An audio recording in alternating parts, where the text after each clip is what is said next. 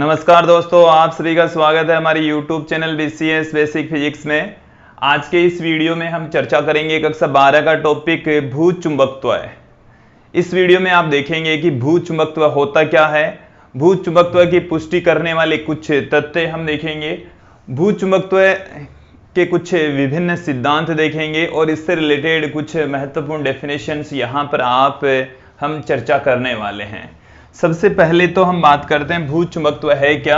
भू का मतलब है भूमि, पृथ्वी, और पृथ्वी के द्वारा उत्पन्न जो चुंबकीय क्षेत्र है उसको भू चुंबकत्व कहा जाता है। पृथ्वी का जो चुंबकीय क्षेत्र है उसको भू चुंबकत्व कहा जाता है। देखिए दोस्तों, पृथ्वी के द्वारा भी चुंबकीय क्षेत्र उत्पन्न होता है और उस पृथ्वी का चुंबकीय क्षेत्र उत्पन्न होता है इसकी पुष्टि करने वाले विभिन्न हम कारण देखेंगे।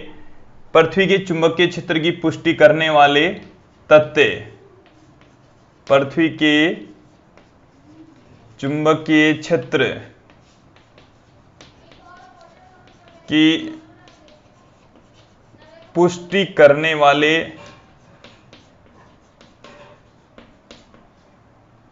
तथ्य कुछ ऐसी बातें होगी जिससे हम ये बता सकते हैं कि पृथ्वी भी चुंबकीय क्षेत्र उत्पन्न करती है। पहला जो तथ्य है वो देखिए दोस्तों, यदि हम किसी छड़ चुंबक को लटकाएं, स्वतंत्रता पूर्वक लटका दे तो वो सदैव उत्तर से दक्षिण दिशा में आकर ठहर जाती है। उसके पीछे रीजन क्या है, ये उत्तर से दक्षिण दिशा में आकर क्यों ठहर जाती है? उसके पीछे दोस्तों ये है कि पृथ्वी का भी एक चुंबकीय क्षेत्र है, वो उस छड़ चुंबक को उत्तर दक्षिण दिशा में लाकर संरेखित कर देता है। प्रत्येक स्थिति के अंदर यदि वो उत्तर दक्षिण दिशा में आकर ठहर रही है, इसका मतलब वहां पर कोई चुंबकीय क्षेत्र है जो उसको उत्तर दक्षिण दिशा में लाकर रोक रहा है, तो उस चुंबकीय क्षेत्र को हम भू चुंबकत्व कहते हैं। तो किसी छड़ चुंबक को स्वतंत्रता पूर्वक लटकाने पर, छड़ चुंबक को स्वतंत्रता पूर्वक लटकाने पर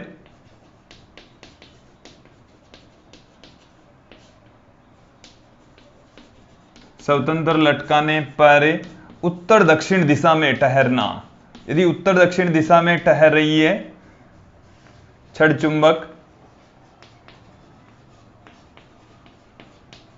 तो उसके पीछे रीजन है कि पृथ्वी भी अपना एक चुंबकीय क्षेत्र उत्पन्न करती है। दूसरा जो तथ्य है वो देखिए दोस्तों, यदि हम पृथ्वी की सतह के अंदर उत्तर दक्षिण दिशा में किसी लोहे की कील या छड़ को गाड़ दें तो थोड़े दिनों पश्चात वो भी चुंबकित हो जाती है, उसमें भी चुंबकीय गुण आ जाते हैं। तो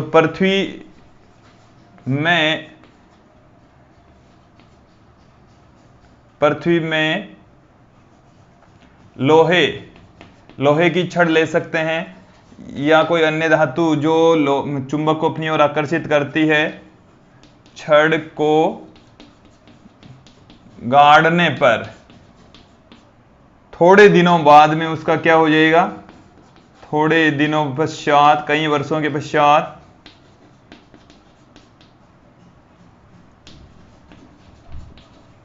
चुंबकित होना ये एक एग्जाम्पल है कि पृथ्वी भी अपना चुंबकीय क्षेत्र उत्पन्न करती है। उसके पश्चात आप देखेंगे कि छड़ चुंबक से जब हम चुंबकीय क्षेत्र रेखाएं खींचते हैं, छड़ चुंबक से चुंबकीय क्षेत्र रेखाएं खींचने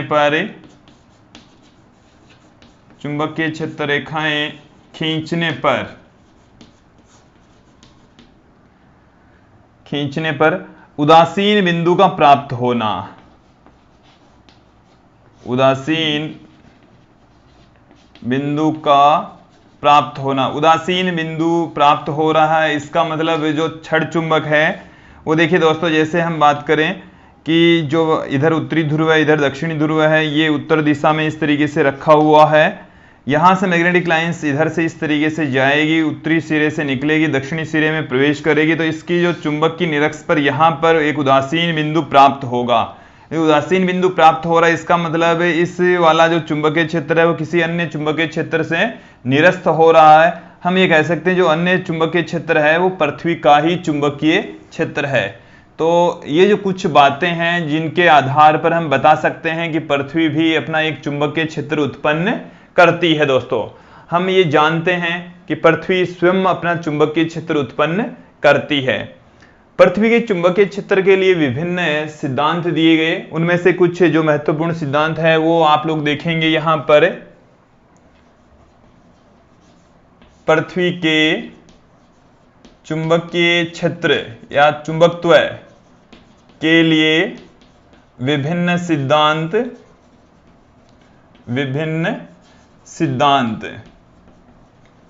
विभिन्न सिद्धांतों में सर्वप्रथम देखिए दोस्तों, जो सिद्धांत दिया गया था वो 1600 ईस्वी में दिया गया था, सर विलियम गिलबर्ट के द्वारा दिया गया था। सर विलियम गिलबर्ट ने यह कहा था कि पृथ्वी के द्वारा एक शक्तिशाली चुंबकीय क्षेत्र उत्पन्न होता है, वो पृथ्वी की क्रोड में रखी एक शक्तिशाली चुंबक के द्वारा उत्पन्न होता है। उन्होंने ये कहा कि पृथ्वी के सेंटर में क्रोड में एक शक्तिशाली चुंबक है और वहां से ही चुंबकीय क्षेत्र रेखाएं निकलती है तथा उसी की वजह से पृथ्वी के चारों ओर चुंबकीय क्षेत्र उत्पन्न होता है। लेकिन वास्तव में ये सही नहीं है, इनका जो सिद्धांत है वो एकदम एक्यूरेट नहीं है। उसके पीछे रीजन ये है कि दोस्तों, पृथ्वी की क्रोड में लाखों डिग्री सेंटीग्रेड का तापमान रहता है और लाखों डिग्री सेंटीग्रेड के तापमान में किसी चुंबक का अस्तित्व होना संभव नहीं है। वहां पर जो भी चुंबक है वो पिघल जाएगी, साथ में चुंबकीय गुण भी नष्ट हो जाते हैं। तो सर विलियम गिलबर्ट ने पृथ्वी की क्रोड में एक शक्तिशाली चुंबक को माना, बट वो सही नहीं है। देखिए, जो सबसे सर्वमान्य सिद्धांत है वो है एल्सिस्ट का, अल्सेसर भी कह सकते हैं, अल्सेसर, एल्सेर, एल्सिस्ट, इस तरीके के नाम है। अल्सेसर ने यह बताया था कि दोस्तों कि पृथ्वी की क्रोड में, पृथ्वी के सेंटर में तापमान बहुत ज्यादा है और बहुत ज्यादा तापमान होने की वजह से पृथ्वी की क्रोड में सेंटर में यहां पर धातुएं, लोहा भी हो सकता है, निक्कल हो सकता है, लोहा और निक्कल की जो धातुएं हैं वो पिघली हुई अवस्था में है, यहां पर पिघल गई है वो। और जब पृथ्वी घूर्णन गति करती है, अपने स्वयं की अक्ष पर घूमती है, तो यहां पर जो धातुएं हैं वो भी घूमती है, लिक्विड अवस्था में है, वो भी सहवन धाराएं उत्पन्न करती है। देखिए, धातुएं आयनों के रूप में होगी और जब आयन गति करेंगे तो विद्युत धाराएं वहां पर प्रवाहित होगी और विद्युत धारा से चुंबकीय क्षेत्र उत्पन्न होता है। एक बार इस सिद्धांत को फिर से समझ लेंगे। अल्सेसर ने यह कहा था कि पृथ्वी के क्रोड में अत्यधिक तापमान होने के कारण से जो धातुएं हैं, लोहा, निकल, कोबाल्ट जैसी धातुएं पिघली हुई अवस्था में होती है और जब पृथ्वी घूर्णन गति करती है तो उसके साथ साथ क्रोड में जो पिघली हुई धातुएं हैं वो भी घूर्णन गति करेगी। तत्पश्चात धातुओं में जो आयन होंगे उनकी वजह से पृथ्वी की क्रोड में विद्युत धाराएं प्रवाहित होगी और उन विद्युत धाराओं के कारण से चुंबकीय क्षेत्र उत्पन्न होगा। तो पृथ्वी के चुंबकीय क्षेत्र उत्पन्न होने का सर्वाधिक मान्य जो सिद्धांत है वो अल्सेसर का सिद्धांत है। उन्होंने ये कहा कि पृथ्वी की क्रोड में ऑटोमेटिकली सेल्फ डायनेमो, स्वतः चालित जनित्र की भांति विद्युत धाराएं उत्पन्न होती है दोस्तों। तो अल्सेसर का सिद्धांत है वो सर्वमान्य सिद्धांत माना गया है। इसके अलावा कुछ अन्य सिद्धांत भी हैं, जैसे पृथ्वी है और पृथ्वी के चारों ओर वायुमंडल है, वायुमंडल के अंदर एक प्रत आयन मंडल की भी है दोस्तों। और जब पृथ्वी घूमती है तो आयन मंडल की जो परतें हैं वो भी उनके साथ साथ में घूमती है। आयन मंडल में उपस्थित आयन भी घूमेंगे। आयन जब घूमते हैं तो विद्युत धाराएं प्रवाहित होगी और उनकी वजह से आयन घूमेंगे तो धारा प्रवाहित होगी दोस्तों। ये पृथ्वी है और पृथ्वी के चारों ओर वायुमंडल है, वायुमंडल में आयन मंडल है, आयन मंडल में आयन है। आयन जब गति करेंगे तो धारा प्रवाहित होगी और जब धारा प्रवाहित होती है तो चुंबकीय क्षेत्र उत्पन्न होता है। तो पृथ्वी के चुंबकीय क्षेत्र उत्पन्न होने का एक कारण ये भी हो सकता है दोस्तों। इसके अलावा एक कारण और देखेंगे कि पृथ्वी की सतह पर गर्मियों के दिनों में जब यहाँ पर तापमान गिरता है तो पृथ्वी की सतह की जो वायु है वो गर्म हो जाएगी। गर्म होने से जो पृथ्वी की सतह की वायु है वो आयनों में कन्वर्ट हो जाती है। जब पृथ्वी की सतह की वायु आयनों में कन्वर्ट हो जाएगी तो उनकी वजह से विद्युत धारा प्रवाहित होगी और विद्युत धारा प्रवाहित होती है तो वहां पर भी चुंबकीय क्षेत्र उत्पन्न होगा। तो ये तीनों वैसे जो मत हैं वो सही है, इनको गलत नहीं कह सकते, बट सर्वमान्य जो मत है वो है अल्सेसर का मत। अल्सेसर ने पृथ्वी की क्रोड़ में एक स्वतः चालित जनित्र की परिकल्पना की और उसी से ही विद्युत धाराएं प्रवाहित होती है, उसी से ही चुंबकीय क्षेत्र उत्पन्न होता है, ऐसी बात कही। दोस्तों अब हम बात करेंगे पृथ्वी का जो चुंबकीय क्षेत्र है वो किस तरीके से क्रिएट होता है। मैं एक डायग्राम के जरिए आप लोगों को समझाने का प्रयास करूंगा। ये जो मैं डायग्राम बना रहा हूं दोस्तों वो पृथ्वी का डायग्राम हमने बनाया है। हमने पृथ्वी को दिखाया है यहां पर, ये हमारे पास में पृथ्वी है दोस्तों, और पृथ्वी की ये हमारे पास में है घूर्णन अक्ष। इस अक्ष के सापेक्ष पृथ्वी अपने स्थान पर घूमती है और पश्चिम से पूर्व की ओर घूमती है दोस्तों। यहां पर मैं दिशा के लिए, ये हम उत्तर दिशा है, इधर नॉर्थ है, इधर ये पृथ्वी की भौगोलिक दक्षिण दिशा है, ये पश्चिम दिशा है और ये है पूर्व दिशा। तो पृथ्वी के घूमने की जो डायरेक्शन होती है वो पश्चिम से पूर्व की ओर घूमती है, इस तरीके से चक्कर लगाती है दोस्तों। ये उस पृथ्वी की घूर्णन अक्ष होती है। पृथ्वी के इस वाले सिरे को हम एन जी से पुट करेंगे। एन जी को दोस्तों भौगोलिक उत्तरी ध्रुव कहते हैं। भौगोलिक उत्तरी ध्रुव का मतलब है पृथ्वी का उत्तरी ध्रुव, भौगोलिक उत्तरी ध्रुव कहलाता है, एन जी से रिप्रेजेंट किया जा रहा है। फिर इस वाले सिरे को हम एस जी से कहते हैं। ये जो एस जी होता है वो है भौगोलिक दक्षिणी ध्रुव, जो इतने दिनों तक हम पढ़ते आए हैं, जानते आए हैं, भौगोलिक दक्षिणी ध्रुव। पृथ्वी चुंबकीय क्षेत्र उत्पन्न करती है, एक ऐसे चुंबक की भांति व्यवहार करती है जैसे पृथ्वी की क्रोड़ में एक चुंबक रखा हुआ हो। हालांकि वास्तव में पृथ्वी की क्रोड़ में कोई चुंबक नहीं है, बट पृथ्वी के कारण से चुंबकीय क्षेत्र इस तरीके से उत्पन्न होता है कि जैसे पृथ्वी की क्रोड़ में कोई चुंबक रखा हुआ हो। यहां पर हमने कंसीडर कर लिया कि जैसे पृथ्वी की क्रोड़ में एक चुंबक रखा हुआ है, लेकिन ये वास्तव में है नहीं, बट इस तरीके से ये व्यवहार करता है। ये पृथ्वी की घूर्णन अक्ष से थोड़े से अलग कोण पर झुका हुआ होता है।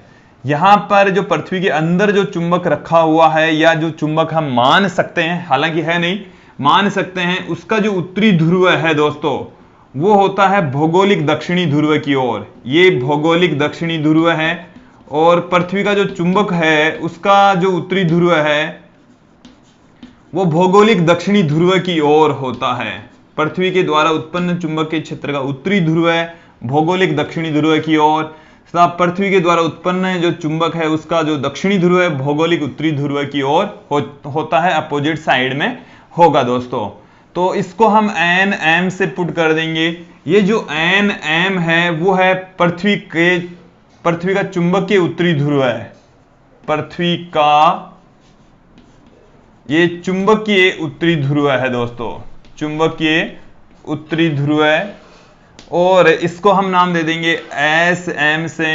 ये जो एस एम है दोस्तों वो है पृथ्वी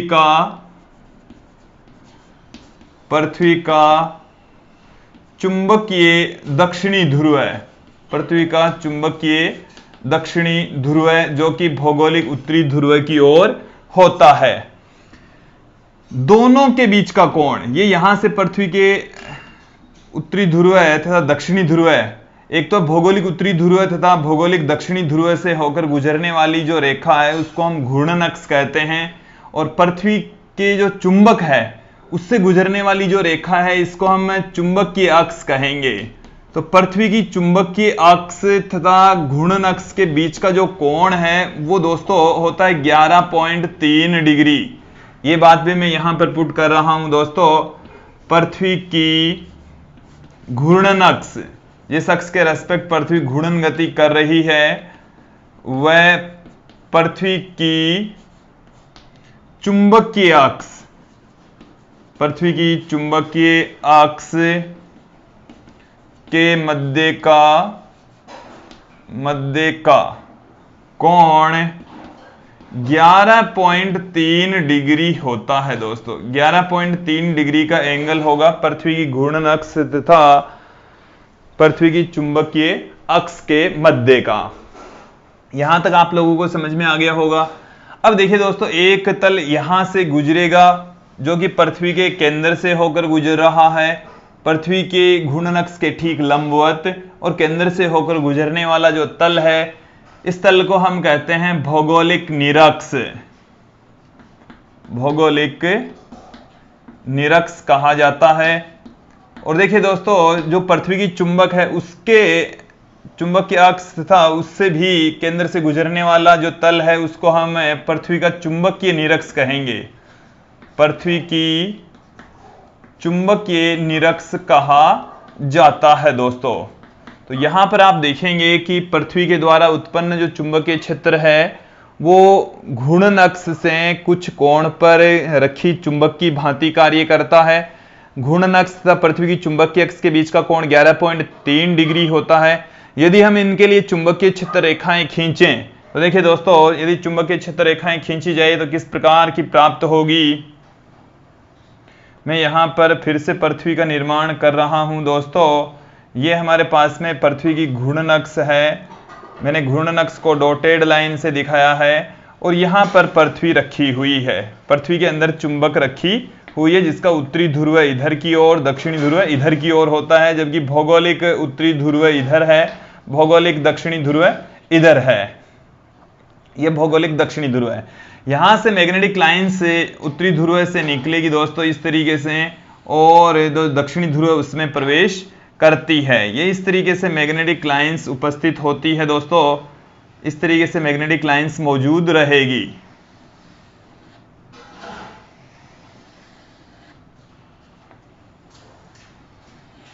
यहां पर आप देखेंगे कि जो पृथ्वी की चुंबकीय क्षेत्र रेखाएं हैं वो उत्तरी ध्रुव से निकलती है, भौगोलिक दक्षिणी ध्रुव से निकलती है तथा भौगोलिक उत्तरी ध्रुव में प्रवेश करती है। यहां से निकलेगी, यहां पर ये प्रवेश करेगी। यहां पर आप देखेंगे दोस्तों कि जो पृथ्वी का भौगोलिक दक्षिणी ध्रुव होता है यहां पर चुंबक ऊर्ध्वाधर खड़ी रहती है तथा पृथ्वी की भौगोलिक उत्तरी ध्रुव में चुंबक बिल्कुल 90 डिग्री के एंगल बनाकर रखेगी। ये जो विषुवत रेखा होती है पृथ्वी की चुंबकीय निरक्ष होती है, इस पर पृथ्वी क्षैतिज तल में रहेगी, पृथ्वी के साथ में 0 डिग्री के कोण पर व्यवस्थित होती है दोस्तों। तो यदि हम किसी चुंबक को स्वतंत्रता पूर्वक लटकाएं तो भौगोलिक उत्तरी ध्रुव तथा दक्षिणी ध्रुव पर यह ऊर्ध्वाधर रहेगी, क्योंकि ध्रुवों पर जो चुंबकीय क्षेत्र है वो इसके ठीक लंबवत दिशा में होता है तथा क्षैतिज विषुवत रेखा के ऊपर क्षैतिज तल में रहेगी, 0 डिग्री का